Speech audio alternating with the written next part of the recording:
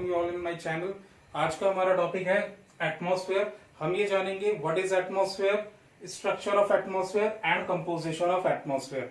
Okay, so basically atmosphere is a blanket which surround our earth from all sides. तो ये हमारी अर्थ को चारों तरफ से कवर करने वाला एक ब्लैंकेट के जैसा है। ठीक है, अब जो एटमॉस्फेयर का एवोल्यूशन हुआ वो कई लाख साल पहले हुआ और हमारी अर्थ से जो वॉल्केनिक इरप्शंस होते रहे उससे जो गैसेस इमेंट होती रही वो हमारे अपर एटमॉस्फेयर नहीं कह सकते, या तो हम ये कह सकते हैं कि अर्थ के ऊपरी हिस्सों में वो जमा होने लग गई। ठीक है, अब अर्थ से वॉल्केनिक इरप्शन हुआ, गैसेस निकली, कार्बन इंपॉर्टेंट गैस थी, वो गैस ऊपर निकलने के साथ साथ जमा होती चली गई अर्थ के इर्द गिर्द। ठीक है, अब वो जमा क्यों हुई? क्योंकि अर्थ में है ग्रेविटेशनल फोर्स।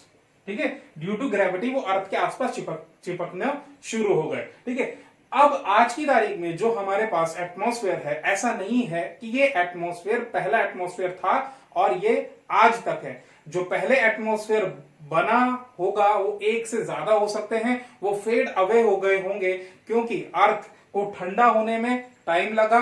दूसरे उसके साथ अर्थ का ग्रेविटेशनल पुल इतना ज्यादा स्ट्रांग नहीं रहा होगा कि वो अपने एटमॉस्फेयर को अपने पास जोड़ के रख सके। ठीक है, next important thing is that कि जो हमारा आज फाइनल एटमॉस्फेयर हमारे पास है वो 4 डिफरेंट लेयर्स में है और अर्थ से जुड़ा हुआ है, अर्थ से चिपका हुआ है अर्थ के ग्रेविटेशनल फोर्स के कारण। So first we will try to understand what is composition of our atmosphere. So basically हमारे एटमॉस्फेयर में गैसेस हैं, डस्ट पार्टिकल्स हैं, वाटर वेपर्स हैं। कंपोजिशन का मतलब है कि किन किन चीजों से मिलकर के हमारा एटमॉस्फेयर बनना है। तो मोटे मोटे तौर पर अगर हम फर्स्ट गैसेस को देखें तो 78% नाइट्रोजन हमारे एटमॉस्फेयर में है। ठीक है, दूसरा नंबर 20% के आसपास ऑक्सीजन है। थर्ड नंबर जो बचा हुआ 1% बच जाता है उसमें से out of that 1% 0.93% is argon. Okay, and 0.03% is carbon dioxide. उसके बाद नियॉन, हीलियम, हाइड्रोजन एंड अलग अलग तरीके की गैसेस है। अब इन गैसेस का भी एटमॉस्फेयर में अपना अपना डिफरेंट रोल है। तो मोटे मोटे तौर पर अगर हम नाइट्रोजन को देखें तो सॉइल के लिए बहुत ज्यादा इंपॉर्टेंट है, सॉइल के न्यूट्रिशन के लिए बहुत ज्यादा इंपॉर्टेंट है। ऑन द अदर हैंड ये ऑर्गेनिक फॉर्म में नहीं पाया जाता है सॉइल में। ठीक है, लिग्यूमिनस प्लांट इसे सॉइल में इंडक्ट करते हैं, सॉइल में डालते हैं और फिर उससे पौधे जो है न्यूट्रिशन ले सकते हैं। ठीक है, तो सॉइल में न्यूट्रिशन और फर्टिलिटी के लिए नाइट्रोजन एक बहुत इंपॉर्टेंट चीज है। Other than this it is a dilute gas. ठीक है, ये डाइल्यूट गैस है, ये इनएक्टिव है बिल्कुल। ठीक है, ये रिएक्ट नहीं करती है। तो इसके रिएक्ट ना करने की वजह से, क्योंकि ऑक्सीजन जो है वो एक एनर्जी प्रोड्यूस करने वाली गैस है, अगर ये नाइट्रोजन इतनी ज्यादा मार्जिन में ना हो तो कई सारे ब्लास्ट हो सकते हैं हमारे एटमॉस्फेयर में ऑक्सीजन के मॉलिक्यूल्स और एटम्स के टकराने की वजह से। ठीक है, नेक्स्ट इंपॉर्टेंट गैसेस ऑक्सीजन, हमारे सांस लेने के लिए, हमारे अर्थ को चलाने के लिए एटमॉस्फेयर बहुत इंपॉर्टेंट रोल प्ले करता है। ठीक है, next is carbon dioxide. Carbon dioxide का मोस्ट इंपॉर्टेंट रोल है as a green house. It absorbs heat, ये हीट को एब्जॉर्ब करता है जो कि अर्थ का हीट बैलेंस बना करके रखता है। ठीक है, other than this water vapour का अपना इंपॉर्टेंट रोल है। वाटर वेपर ह्यूमिडिटी के लिए इंपॉर्टेंट है, वाटर वेपर एयर प्रेशर के लिए इंपॉर्टेंट है, वाटर वेपर एक माध्यम है इवेपोरेशन का और इवेपोरेशन के थ्रू कंडेंसेशन का, बारिश का अर्थ में। ठीक है, तो different reasons are there and different importance in सब चीजों की यहां पर है। ठीक है, अगली इंपॉर्टेंट चीज आती है air pressure. Okay, air pressure, तो एयर प्रेशर कहां पर ज्यादा होगा? एटमॉस्फेरिक प्रेशर हम कह सकते हैं या air pressure. So air pressure for example मैंने एक बकेट ले लिया, उसमें उसे पानी से फिल कर दिया और उसमें जब मैंने कंकर पत्थर डालने शुरू करे तो जो सबसे ज्यादा हैवी कंकर पत्थर था वो नीचे जमा हो गया, ऊपर ऊपर उससे कम। तो क्योंकि हमारा एटमॉस्फेयर देखेंगे आप तो ऊपर से लेकर के नीचे तक अर्थ में जो चिपका हुआ है, जो सबसे हैवी और डेंस लेयर है वो सबसे नीचे पाई जाती है जो अर्थ में है, क्योंकि उसका वजन, वो सबसे ज्यादा वजन सहती है। तो अर्थ एटमॉस्फेरिक प्रेशर का मतलब ही है एयर का वेट। तो एयर का वेट सबसे ज्यादा ट्रोपोस्फेयर पर पाया जाता है। ठीक है। तो एयर के वेट को अफेक्ट करने वाली तीन चीजें होती हैं। ऑल्टीट्यूड, अगर हाइट बढ़ेगी तो एयर प्रेशर कम होगा, ठीक है। Next important thing is temperature. Temperature बढ़ेगा तो भी एयर प्रेशर कम होगा।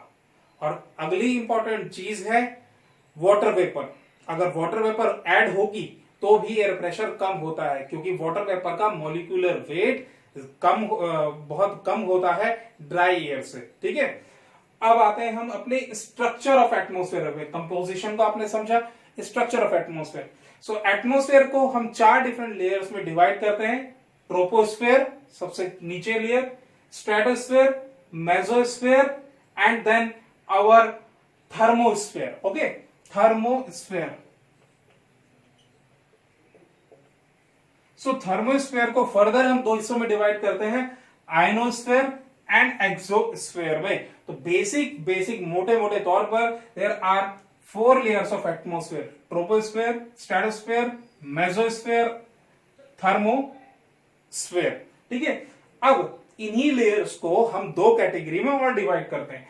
पहली जो हमारी 3 लेयर है, ट्रोपो, स्ट्रेटो एंड मेसो, इसको होमोस्फेयर कहा जाता है।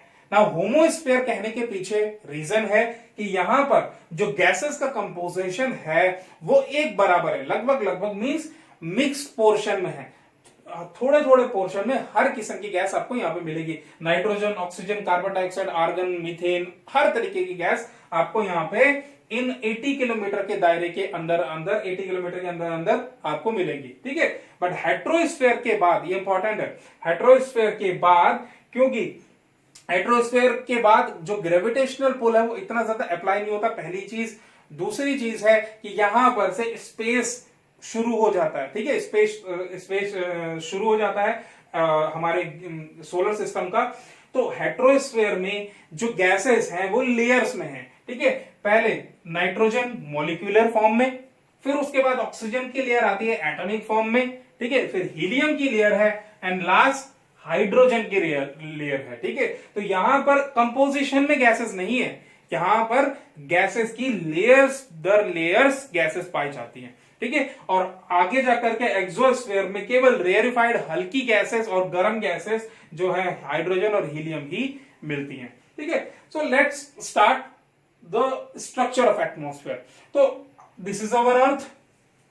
इंपॉर्टेंट चीज ये है कि जो ट्रोपोस्फेयर है, इसी में सारी की सारी जो मौसम की गतिविधियां होती है वो इसी में पाई जाती है, ठीक है। उसका कारण यह है कि सबसे नीचे लेयर है, ग्रेविटेशनल पुल होने के कारण हर तरीके की गैसेस यहां पे मिलती हैं। इसे टर्बुलेंस भी कहा जाता है और मिक्सिंग रीजन भी कहा जाता है। मिक्सिंग रीजन क्योंकि यहां पर गैसेस, वाटर वेपर और कंडेंसेशन, क्लाउड्स, हर तरीके की हर एक इंपॉर्टेंट एटमोस्फेरिक एक्टिविटीज इस हमारे ट्रोपोस्फेयर में ही होती है। Now if you will look at here, poles के ऊपर जो ट्रोपोस्फेयर है वो 8 से 9 किलोमीटर तक पाया जाता है, ठीक है।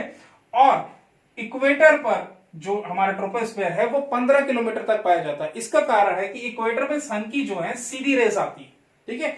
उस वजह से जो हमारे एयर है वो एक्सपैंड करती है और एक्सपैंड करने की वजह से वो 15 किलोमीटर ऊपर तक उठ सकती है। जबकि पोल्स में सनरेज नहीं आती है, गैस यहां पे सिकुड़ जाती है, वजन ज्यादा होता है, ठीक है। समझने की कोशिश कीजिए, मैंने कहा था एयर प्रेशर को टेम्परेचर भी इफेक्ट करता है, ठीक है।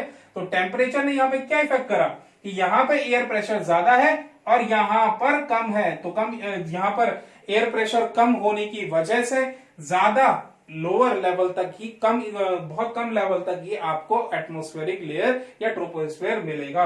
तो गैस यहाँ पे एक्सपैंड नहीं हो पाती, यहां पर एक्सपैंड होती है तो 15 किलोमीटर तक लेंथ इंक्रीज हो जाती है। नाउ ये तो मैंने आपको बता दिया कि ये है हाइट ट्रोपोस्फेयर की। All important activities takes place here. यहाँ पे सारे के सारे इंपॉर्टेंट मौसम से रिलेटेड जितनी भी गतिविधियां होती हैं वो यहाँ पर होती हैं। अब एक इंपॉर्टेंट फैक्टर है टेम्परेचर। तो टेम्परेचर जैसे जैसे ट्रोपोस्फेयर में आप ऊपर बढ़ेंगे वैसे वैसे टेम्परेचर यहां पर घटता है, ठीक है। टेम्परेचर यहां पर घटेगा ट्रोपोस्फेयर में जैसे जैसे आप ऊपर बढ़ेंगे। उसका कारण है डेंसिटी ऑफ एयर, ठीक है। हवा की डेंसिटी कम होती चली जाती है और उन गैसेस की तो बहुत कम मात्रा हो जाती है जो हीट को एब्जॉर्ब करके रखते हैं, हीट को बांध करके रखते हैं। तो this was about our troposphere. Now अगला स्फीयर आता है जो इक्वेटर में 15 किलोमीटर से शुरू होगा, ठीक है। अब इस बाउंड्री को, ट्रोपोस्फेयर की बाउंड्री को ट्रोपोपॉज कहा जाता है। ट्रोपोपॉज, ठीक है, नाम से ही क्लियर है। पॉज का मतलब है कि भाई अब यहां से रोक लग गई है। It is a boundary between stratosphere and troposphere. उसके बाद अगला स्फीयर आता है स्ट्रेटोस्फेयर। तो यहां से इक्वेटर से 15 किलोमीटर से 30 किलोमीटर, और sometime it is a confusing matter, इसीलिए मैंने 30 भी लिखा है और 50 भी लिखा हुआ है, ठीक है। कई साइंटिस्ट मानते हैं कि 50 किलोमीटर तक स्ट्रेटोस्फेयर है, और कुछ साइंटिस्ट मानते हैं कि 30 किलोमीटर तक ही स्ट्रेटोस्फेयर है। तो इस केस में हम दोनों ही चीजों को अपने हिसाब से, अपनी तरफ से सही मान लेते हैं, क्योंकि अलग अलग साइंटिस्ट के अलग अलग व्यूज हैं। पर ज्यादातर लोग ये कहते हैं कि 30 किलोमीटर के बाद ही स्ट्रेटोपॉज हो जाता है, ठीक है। और इसका जो बहुत बड़ा पोर्शन है स्ट्रेटोस्फेयर का, उसमें ओजोन की लेयर पाई जाती है, ठीक है। तो जो मोटे मोटे तौर पर जो ये ओजोन की लेयर है, ये 20 to 50 किलोमीटर तक हमारी एटमॉस्फेयर के ऊपर पाया जाता है। तो अब ये ओजोन लेयर है क्या? तो ये जो ओजोन की लेयर है, ठीक है, ये परमानेंट नहीं है, ये टूटती रहती है, बनती रहती है, डिपेंड्स ऑन सनलाइट। तो जो ऑक्सीजन है वो फ्री, 1 मॉलिक्यूल ऑफ ऑक्सीजन के साथ जब भी मिलता है सन रेज के साथ रिएक्ट करते हुए, तो वो एक ओजोन की लेयर बना देता है, O3, ठीक है, 3 मॉलिक्यूल्स ऑफ ऑक्सीजन। और ये हेल्प करता है किस चीज में? ये हेल्प करता है हमारे अर्थ के अंदर सन रेज, शॉर्ट अल्ट्रावायलेंट रेज को ये एंटर नहीं होने देता, ठीक है।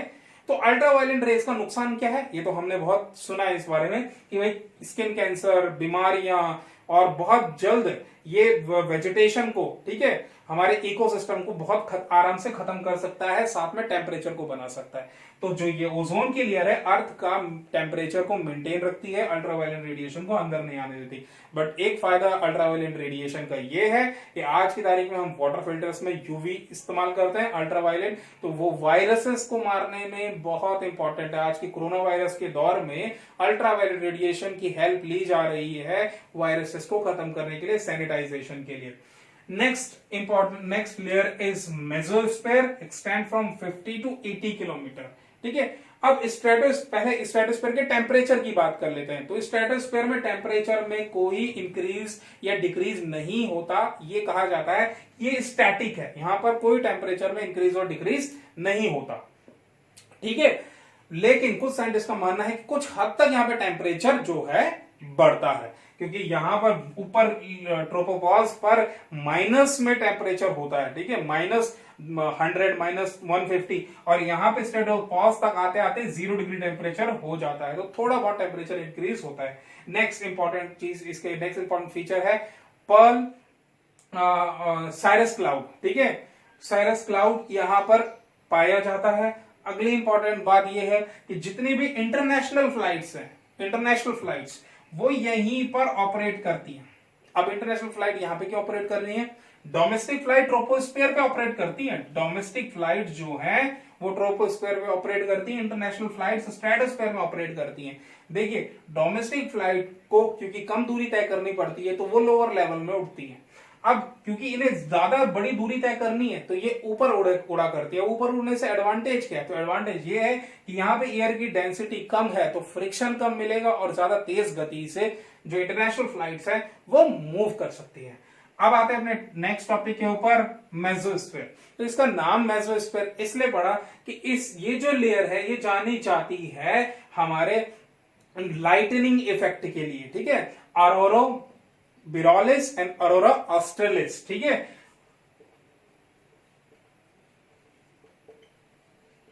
ऑरोरा बोरियलिस एंड ऑरोरा ऑस्ट्रेलिस दो फैक्टर्स हैं जिसके लिए ये लेयर जानी जाती है। तो लाइटनिंग यहां पर होती है। इस लाइटनिंग को नॉर्दर्न हेमिस्फीयर में ऑरोरा बोरियलिस एंड सदर्न हेमिस्फीयर में ऑरोरा ऑस्ट्रेलिस कहा जाता है। यहां पर अगर कोई भी मीटेओराइट अर्थ की तरफ अप्रोच होता है, तो वो यहां पर फ्रिक्शन के कारण, हीट के कारण, डस्ट पार्टिकल्स की लेयर के कारण वो यहीं पर जल के खत्म हो जाता है। Next important layer is thermosphere. तो 80 किलोमीटर के बाद जो हमारा हेट्रोस्फेयर शुरू हो रहा है उसी लेयर को कहा जाता है थर्मोस्फेयर। ठीक है, अब थर्मोस्फेयर को हमने दो लेयर में डिवाइड करा है। 80 टू 400 किलोमीटर के बीच में है आयनोस्फेयर। तो नाम से क्लियर है, आयनाइजेशन। ठीक है, charge in atoms due to reduction as well as addition of extra molecule. तो इसमें चार्ज होना, एटम्स के बीच में चार्ज होना आयनाइजेशन कहलाता है। ठीक है, तो यहां पे आयनाइजेशन होता है। अब आयनाइजेशन क्यों पॉसिबल हो पाया? क्योंकि यहां पर ध्यान दीजिए, रेयरिफाइड गैसेस हैं, गर्म गैसेस हैं, होमोजीनियस मिक्सचर नहीं है, कोई ओजोन जैसी लेयर नहीं है। तो short waves as well as infrared waves, sun की रेज यहां पर आसानी से आ सकती हैं। शॉर्ट अल्ट्रावायलेट रेडिएशन और इंफ्रारेड रेडिएशन, दोनों ही प्रकार की रेडिएशन यहां पे एंटर हो सकती है। अब इंपॉर्टेंट चीज क्या है? तो ये हमारे लिए, इंसानों के लिए इंपॉर्टेंट क्यों है? From the point of view of technology, communication और टेक्नोलॉजी के लिहाज से ये हमारे लिए इंपॉर्टेंट है। अब ये जो लेयर है ये कुछ हिस्सों में डिवाइड होती है, D, E, E1, E2, F1, F2 and G। ठीक है, अब पहली चीज ये है कि ये डी से ही क्यों शुरू करा है? तो ट्रोपोस्फेयर को A, B, C and after that D। Got it? Now this D layer, ये जो डी लेयर है, अब जो ये मोस्टली ये लेयर है ये सनरेज पर डिपेंड है। ठीक है, कहीं ना कहीं जो भी इसमें गैसेस पाई जाती है वो सन के साथ, सनरेज के साथ रिएक्ट करती हैं। तो ये दिन में नजर आती हैं, रात को खत्म हो जाती है, रात को इनका इफेक्ट खत्म हो जाता है। ठीक है, दिन में ये नजर आती है। तो जो डी रेज है, डी लेयर है, इट रिफ्लेक्ट शॉर्ट वेव्स। अगर अर्थ से कोई शॉर्ट वेव आ रही है, ठीक है, कोई शॉर्ट रेडियो वेव अर्थ से आ रही है, तो it reflect it short waves. ठीक है, शॉर्ट फ्रीक्वेंसी वेव को ये रिफ्लेक्ट कर देता है और मीडियम और लार्ज को एब्जॉर्ब कर लेता है। अगली लेयर आती है ई लेयर।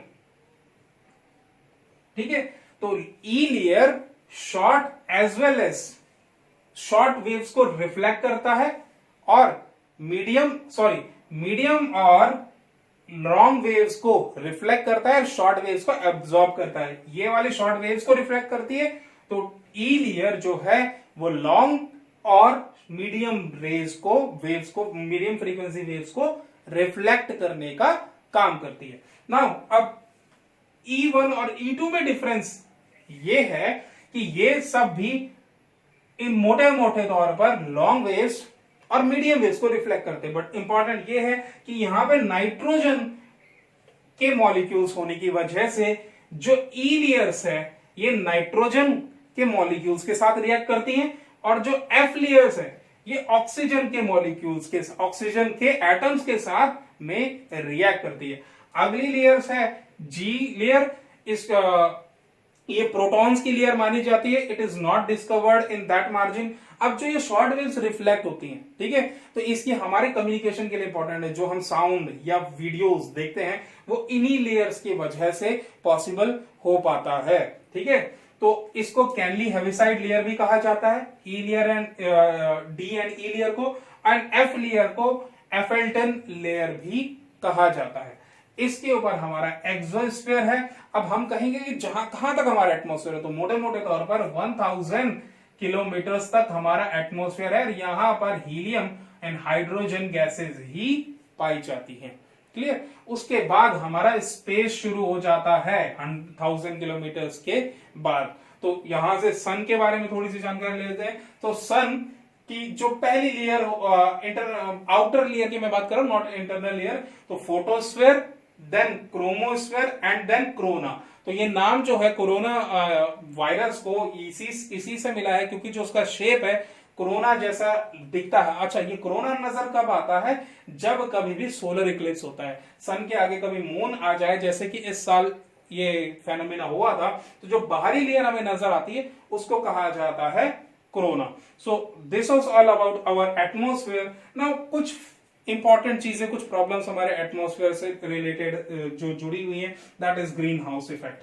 तो greenhouse effect basically increase in overall temperature of our earth due to these gases, carbon dioxide, methane, carbon monoxide, CFC gases, nitrogen. तो इंपॉर्टेंट तौर पर ये सबसे ज्यादा सीएफसी गैसेस हमारे ओजोन के लिए बहुत खराब है, क्योंकि इसमें क्लोरीन और फ्लोरीन पाया जाता है, जो क्लोरीन हायर रीचेस में जाकर के ऑक्सीजन के मॉलिक्यूल्स को स्प्लिट करने में बहुत ज्यादा मदद करता है। तो इन सब के सोर्सेस इंपॉर्टेंट है, जैसे कि मीथेन ज्यादातर हमें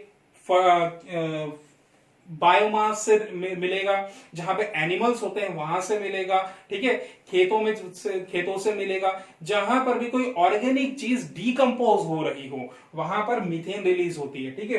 carbon dioxide, carbon monoxide vehicle से, कोल को जलाने से, नाइट्रस ऑक्साइड फर्टिलाइजर के इंडस्ट्री में, और अल्टीमेटली ये सारी चीजें लीड करती हैं ग्लोबल वार्मिंग को बढ़ाने में। ग्लोबल वार्मिंग यानी increase in overall average temperature of our earth. So this is all for this topic, and for more videos like, subscribe and share this video, and also subscribe my channel. Thank you for listening.